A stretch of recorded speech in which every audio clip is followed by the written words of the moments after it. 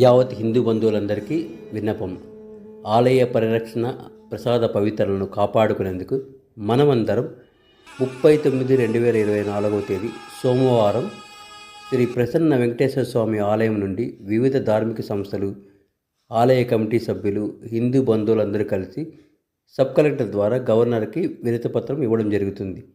ఈ కార్యక్రమం యావత్ భారతదేశంలో జరుగుతున్నది. కావున యావత్ హిందూ బంధువులందరూ మనం ఇప్పుడైనా మేలుకొనకపోతే ఇంకెప్పుడు మేలుకొనడం. రండి, కదలి రండి. ప్రపంచ ప్రఖ్యాత కలిగిన కలియుగ ప్రత్యక్ష దైవమైన తిరుమల వెంకటేశ్వర స్వామి ఆలయ పరిరక్షణను, పవిత్రను కాపాడుకుందాం. జై శ్రీరామ్.